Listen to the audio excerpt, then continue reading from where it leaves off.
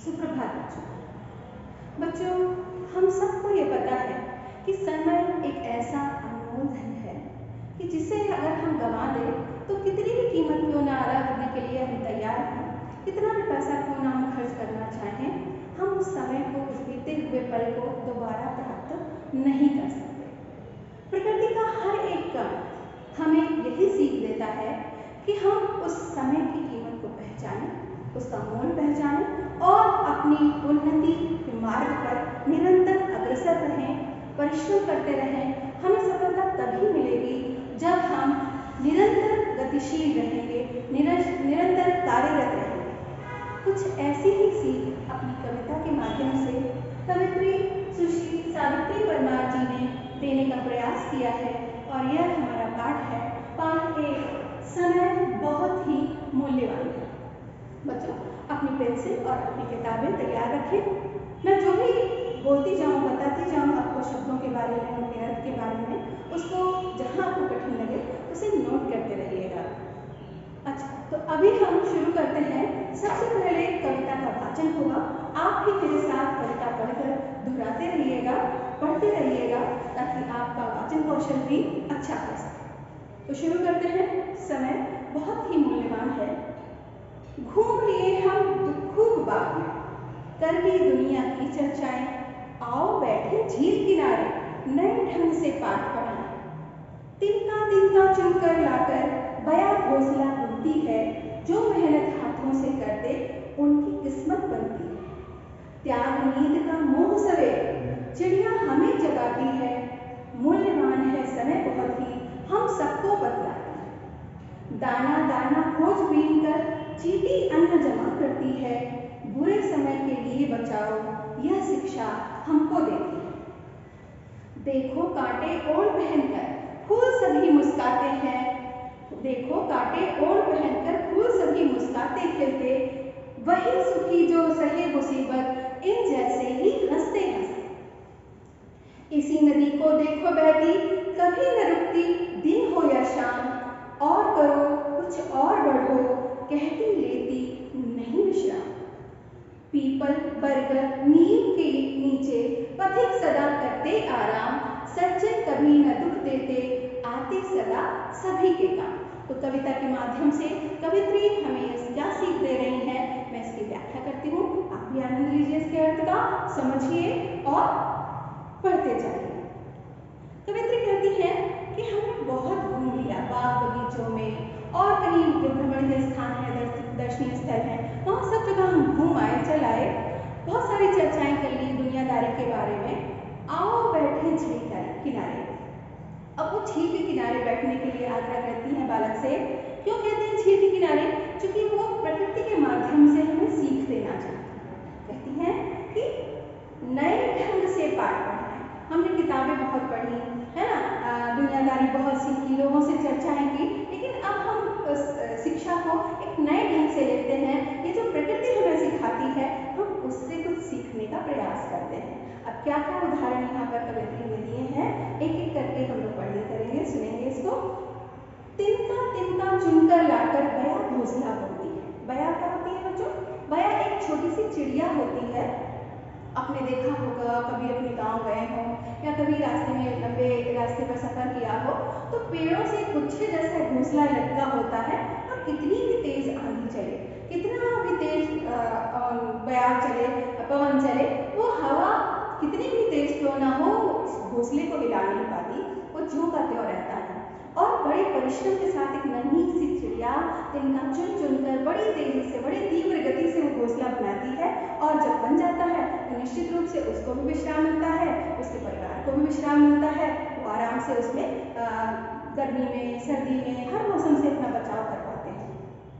और इसी के माध्यम से, उस बया चिड़िया के माध्यम से कवित्री कहती है कि उस नन्ही सी चिड़िया से भी हमें सीख लेनी चाहिए कि वो बड़ी मेहनत से जो कार्य करती है वैसे ही हमें भी करना चाहिए, क्योंकि जो मेहनत हाथों से करते उनकी किस्मत बनती है। अपना भाग्य वही बना सकते हैं, अपनी किस्मत का निर्माण वही कर सकते हैं जो परिश्रम करते हैं, जो मेहनत करते हैं।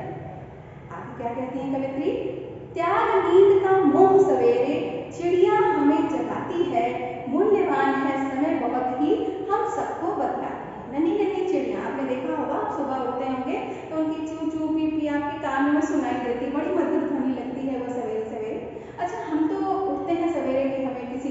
जाना है, किसी को स्कूल जाना है, चिड़िया को कहाँ जाना है, कहीं नहीं जाना है। चाहती तो वो सो सकती थी, विश्राम करती, घोंसले में पड़ी रहती, नहीं खाती एक बार का खाना, लेकिन नहीं, वो समय का मोल समझती है, समय का महत्व समझती है, इसलिए सुबह सवेरे जागती है और आनंद के साथ गीत गाते हुए अपने काम में लग जाती है और हमें सिखाती है कि मूल्यवान है समय बहुत ही, हमको ये बतलाती है, बताती है कि अगर ये क्षण हमने खो दिया, ये आनंद का पल हमने खो दिया, तो हम दिन भर ऐसे अलसाए सुस्ताए रहेंगे और कोई काम हम अपना ठीक ढंग से नहीं कर पाएंगे।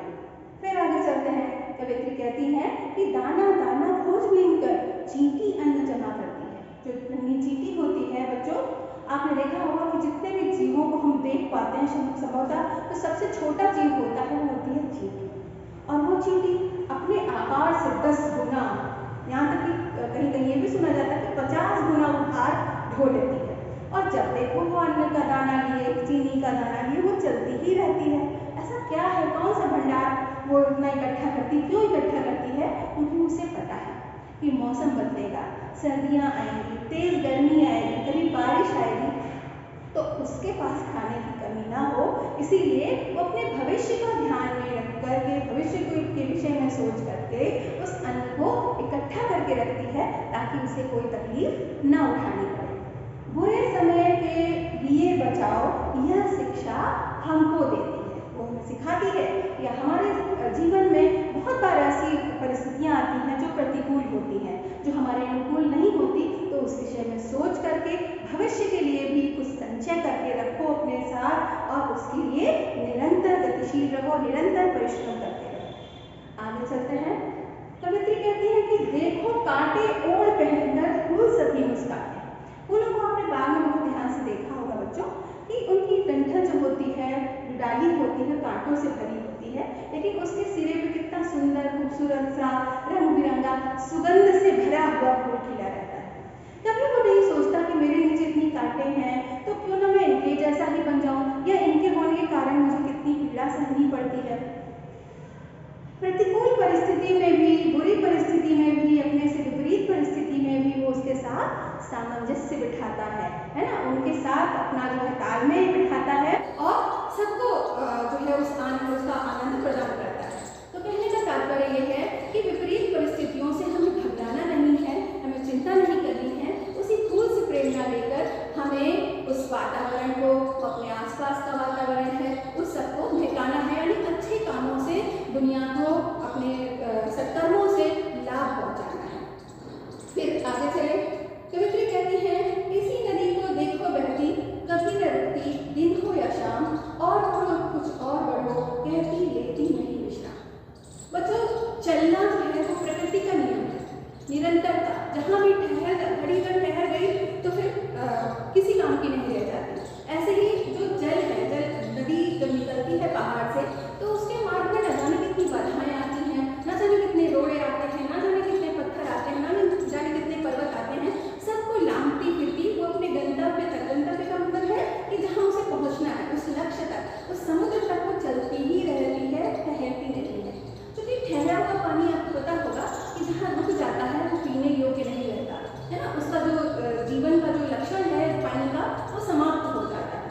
तो नदी हमें यही शिक्षा देती है कि निरंतर गतिमान रहो, चलते रहो, चलना ही जिंदगी है ना, इसीलिए वो चलती जा रही है। तो नदी भी हमें यही सिखाती है कि निरंतर चलते रहो, गतिमान रहो, जब तक अपने लक्ष्य को प्राप्त न कर लो, जब तक अपने उद्देश्य की प्राप्ति न कर लो, तब तक निरंतर गतिमान रहो, क्योंकि जो ठहराव है मृत्यु का द्योतक है, मरने का द्योतक है। कभी भी विश्राम नहीं करना है जब तक हमें लक्ष्य की प्राप्ति नहीं हो सकती। अंतिम पद में क्या कहती है कवित्री कि पीपल बरगद नीम के नीचे पथिक सदा करते आया।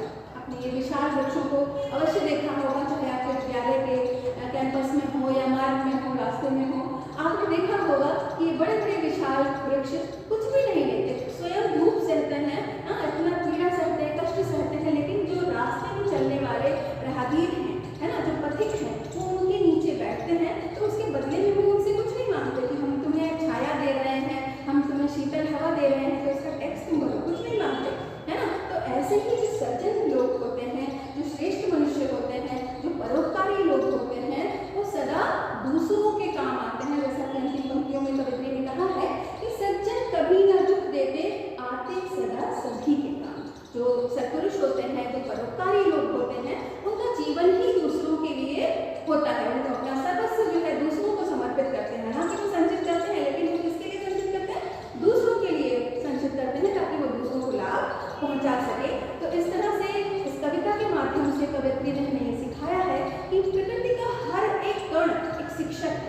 और उस शिक्षक से हमें सीख लेनी है, चाहे वो फूल हो, चाहे वो पौधे हो, चाहे वो पत्ते हो, चाहे वो चिड़िया हो, चाहे वो पानी हो, नदी हो, तारा हो, हर एक कण हमें कुछ न कुछ शिक्षा देता है और इनसे शिक्षा लेकर के हमें अपने समय की कीमत समझनी चाहिए, उसका मूल्य समझना चाहिए और हर एक क्षण का सदुपयोग करके अपने जीवन को सार्थक बनाना चाहिए, अपने उद्देश्य की प्राप्ति करनी चाहिए।